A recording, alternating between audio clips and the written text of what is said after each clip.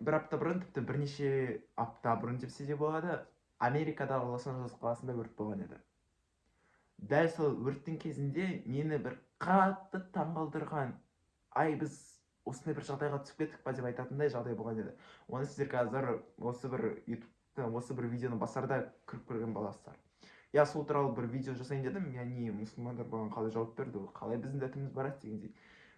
Бұл бір. Екіншіден, жасайын деп келе жатқан кезде керемет жағдай болды. Бұл Палестина мен Израиль арасында соғыс кішкентай бір уақыт болсын, сондай бір уақыт аралығына тоқтаған болатын.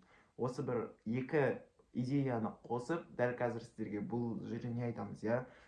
Не үшін біз мұсылмандар дәл осындай бір сөзге бардық, не үшін біз осылай айтамыз деген сияқты ой айтар болатын болады. Бастамас бұрын міндетті түрде арнаға тіркеліп кетіңіздер, лайк басып кетіңіздер. Бұл қазақ профессорының арнасы. Кеттік, бастаймыз. Біріншіден айтпақ болғаным, қараңыздар, мынау Лос-Анджелестағы өрттеген кезде нейрон жүйелермен, я жаңағындай нейросеттермен жасалған видеолар кәдімгідей тарап кеткен, кәдімгідей Лос-Анджелесте бүкіл даунтаун бүкілі өртеніп бара жатқаны. Тіпті журналистика саласында жүрген адамдардың өзі анаған сеніп бір-біріне тарата бастады, Лос-Анджелесте мынандай болып жатыр деген сияқты. Бұл біздің біріншіден айтпақ болғанымыз, бұл біздің ақпаратты дұрыс қабылдай алмайтынымыз, жаңағындай бөліп алмайтынымыз, сауатсыздығымыз десек болады, ақпаратты сауатсыздығымыз. Неге? Өйткені бұндай болған жоқ. Америкада қарапайым қандай да 7 шақтар ғана өртенді, ал қалған бір даунтаун орталық деген сияқты жерге әлі мүлде жетпеді ондай өрт. Бұл бір. Екіншіден, негізгі идея, негізі осы видеоны жазуға себеп болған нәрсе, бұл TikTokта, мысалы Instagramда сол бір видеолардың астарындағы комментарияларды қарасаң, жазылатын сөздері бұл солай керек, солай болу керек. Көрдіңдер ма? Өздеріне, бәлелерін өздеріне тиді. Бұл Палестина мен Израильдің арасындағы соғыс, Палестинаға көмектеспегендіктен сендер осындай болды деген сияқты, жаңағындай имансыз қоғам болдыңдар, сендер осы үшін жаза тартып жатсыңдар деп, мұсылмандардың, өзім де мұсылманмын, шыны керек өзіме де бұл ауыр тиген нәрсе, мұсылмандардың сол бір жерге комментарияға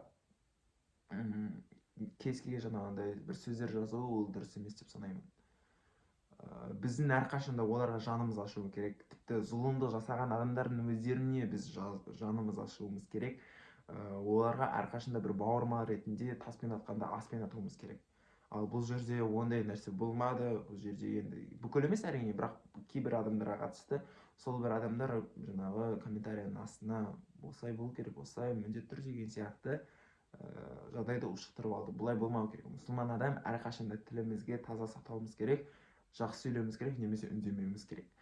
Бұл екінші жағдай. Және де үшінші жағдай, бұл достар, қуаныш жағдай, Израиль мен Палестина арасындағы соғыс тоқтаған болатын. Я 1,5 жыл деді, қателеспесем, бірақ 1,5 жылдың ішінде өзі тым болмаса біршама адамның өмірі басылып қалар, тынышталып қалар. Әйтпесе әрбір соғыстың бір күні болсын, бұл өте ауыр, бұндай болуға болмайды. Қаншама жазықсыз балалар, аналар, адамдар қайтыс болып жатыр. Сондықтан да бұндайдан мүлде аулақ болайық. Ең басты айтқым келетіні, әрқашанда бір-бірімізге жанымызды ашып тұрайық, тіпті зұлымдық жасаған адамдардың өздеріне. Ендеше достар, ұнаса міндетті түрде видеоны таратып қойыңыздар, пайдалы болса.